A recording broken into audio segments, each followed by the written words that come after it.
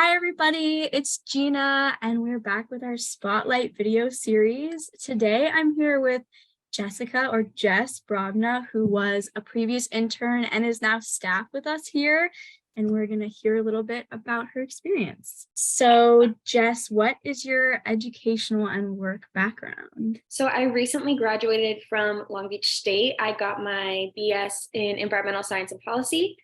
And like you said, I interned with OCH and now I'm working with you guys. That's most of my environmental work background. Before that was a lot of volunteer work, doing like coastal cleanups and stuff. But I'm from the Central Valley originally, so there wasn't a ton of coast to clean up. Was there something in your childhood or life that really sparked that love for the environment? Anything that got you started in this industry? I think it was just growing up, going outside. My mom grew up camping and hiking, so she wanted me and my brother to do the same. So I always loved being outside. I used to play in the dirt as a kid and like collect little critters and have them as pets, and always looked forward to camping. And I've always had, initially it was a fear, and then it turned into a respect and a love for the ocean.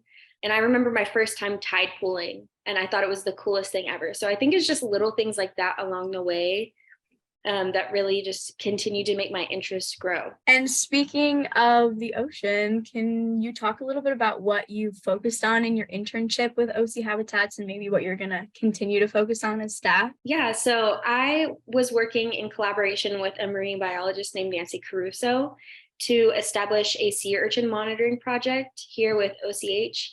And I'm still continuing to do that on staff, which is really fun. We go out to tide pools all along Orange County, lay a transect, and count the ones in each quadrat, measure a few.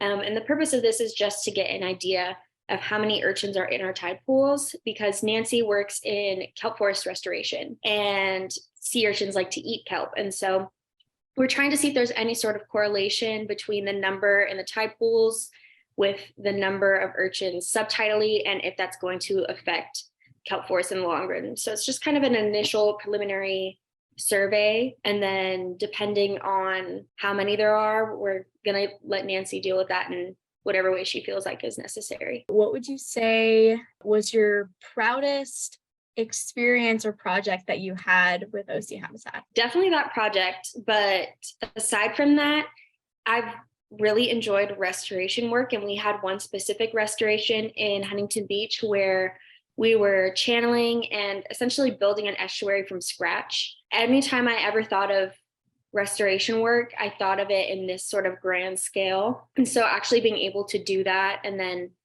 seeing our progress go on, and then thinking about how I can look back on 5 years and hopefully it's thriving and say, oh, I was part of that. I got to help make this habitat grow.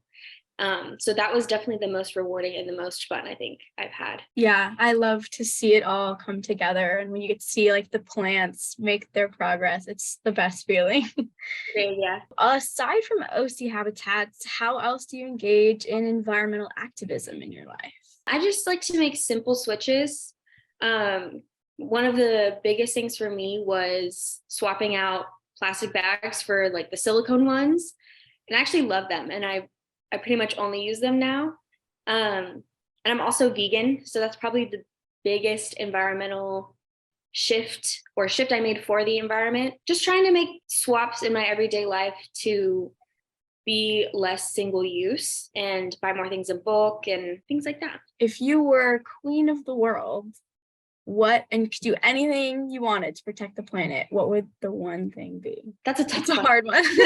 I think I would try and instill an understanding and love for the environment and everybody, because I think that's where the solution is going to come from, is when everyone decides, yes, the resources our earth provides for us are limited and they are important. And so we need to change things. And I think that's what I would do. I would make sure larger companies were being more sustainable and would want every person to be involved in some sort of environmental work, just so everyone could have an understanding and a greater appreciation. Definitely. I agree. All right. Well, I think that's all we have today, but thank you so much for sharing, Jess, and thank you everybody for watching.